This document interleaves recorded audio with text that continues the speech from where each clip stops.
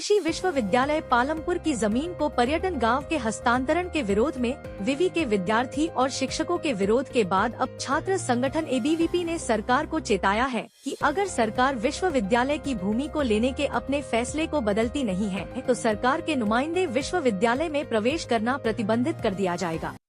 आती है किस यूनिवर्सिटी के अंदर जो एरिया है, जो मेन कैंपस पालमपुर में है, जो लगभग 389 हेक्टेयर का पूरा एरिया है, उसमें से 112 हेक्टेयर जो जमीन है उसे प्रदेश सरकार यूनिवर्सिटी से हड़पने का प्रयास कर रही है। और केवल हड़पना ही नहीं बल्कि फोर्सफुली जो वहां के वाइस चांसलर है उन्हें फोर्स करके 122 जो हेक्टेयर जमीन है उस जमीन के लिए एनओसी वो ले लेती है। और आप कल्पना कर सकते हैं कि हम बात करते हैं कि स्टूडेंट्स और जो टीचर्स है कहीं ना कहीं एक दूसरे के पूरक होते हैं, एक दूसरे को हाथ देकर के टीचर स्टूडेंट को आगे बढ़ाता है। और आज अगर हम अखबारों को भी लेकर देखेंगे तो हमारे सामने आएगा कि किस प्रकार से सीएसके यूनिवर्सिटी के अंदर टीचर्स को और स्टूडेंट्स को एक जॉइंट आंदोलन करना पड़ा।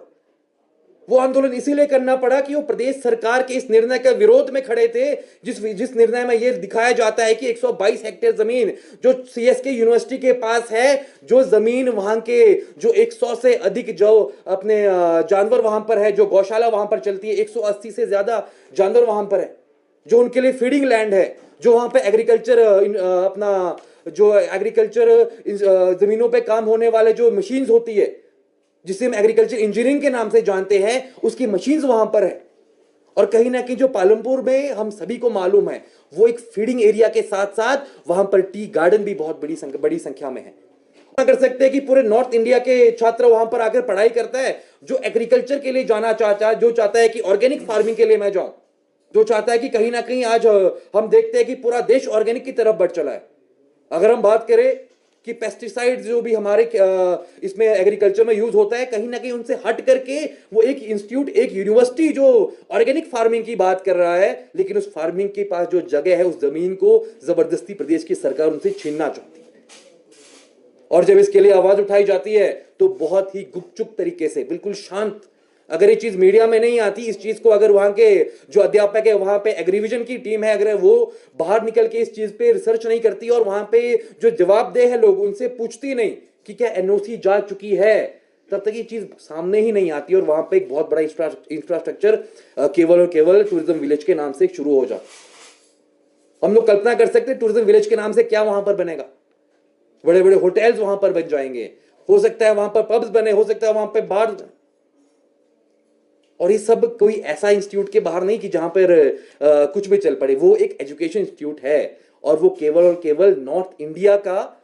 हिमाचल का ही नहीं बल्कि नॉर्थ इंडिया का एक वेल नोन, जैसे मैंने पहले कहा, अगर कोई एक नंबर पे इंस्टीट्यूट आएगा तो वो सीएसके पालमपुर आएगा। केवल यही नहीं, मैं आप सभी के समक्ष एक और बात रखना चाहूंगा कि बहुत लंबे समय से जो सीएसके यूनिवर्सिटी है, उस यूनिवर्सिटी को केंद्रीय कृषि विश्वविद्यालय, जिसे हम सेंट्रल एग्रीकल्चर यूनिवर्सिटी कहते हैं, उसको बनाने का प्रयास किया जा रहा है। उसके कुछ मापदंड होते हैं, आप सभी को मालूम होगा कि 500 हेक्टेयर से ज्यादा जमीन सीएसके के पास होनी चाहिए। और जो सीएसके की जो मेन कैंपस है उसमें 389 हेक्टेयर उनके पास जमीन है, और जो अलग अलग जगहों पे उनके संस्थान है उसमें लगभग 175 हेक्टेयर जमीन टोटल है। तो 100 जो 500 का क्राइटेरिया है वो उसको पार करती है और कहीं ना कहीं वो केंद्रीय कृषि विश्वविद्यालय के क्राइटेरिया को फुलफिल करती है। और जब केंद्रीय कृषि विश्वविद्यालय एक कैंपस बनता है तो कहीं ना कहीं हम सभी को मालूम है वो स्टेट गवर्नमेंट की लायबिलिटी नहीं रहती, उसका रख रखाव, उसमें किस प्रकार से सुविधाएं देनी है वो सभी केंद्र सरकार की होगी। तो कहीं ना कहीं जब आज के दौर पर हम लोग हर दिन देखते हैं प्रदेश की सरकार का कोई ना कोई नुमाइंदा आता है और अपने छाती ठोकते हुए कहता है कि नहीं, हमारे पास पैसा नहीं है, हमारे पास ये नहीं है, हमारे पास वो नहीं है। ऐसे दौर के अंदर जब आप एक यूनिवर्सिटी हिमाचल का अपग्रेड होकर के केंद्रीय विश्वविद्यालय खुद बनना चाह रहा है, खुद बन सकता है, वो कैपेबल है, वो क्राइटेरिया को फुलफिल कर रहा है, लेकिन उस दौर पे भी आप उस यूनिवर्सिटी के क्राइटेरिया को काटने का प्रयास कर रहे हैं और 112 हेक्टेयर जमीन आप उससे छीनना चाहते हैं। वो दे नहीं रहे, उन्होंने मना किया है। और आप लोग मानेंगे जो एनओसी दी गई उस एनओसी में स्पेशली यूनिवर्सिटी ने मेंशन किया है कि इस जमीन को जो आप ले रहे हैं इसको आपको देने के बाद विश्वविद्यालय को क्या क्या नुकसान होगा। के टूरिज्म के नाम पर किसी एक संस्थान की, एक यूनिवर्सिटी की ऑटोनॉमी को चोट पहुंचाकर अगर वहां पे आप जमीन को हड़पने की कोशिश करेंगे तो विद्यार्थी परिषद हमेशा आपके समक्ष खड़े रहेगा, हमेशा छात्रों के साथ खड़ा रहेगा। और इस मीडिया कॉन्फ्रेंस के माध्यम से मैं सीएसके के छात्रों को भी निश्चित रूप से सुनिश्चित करना चाहता हूं कि एबीपी सीएसके के हर एक छात्र के साथ है और सीएसके की जो जमीन है, जो जबरदस्ती ये प्रदेश की सरकार हड़प रही है, उसे हम हड़पने नहीं देंगे। इसी मुद्दे को आगे लेकर पालमपुर से कैमरामैन युगमार्ग टीवी।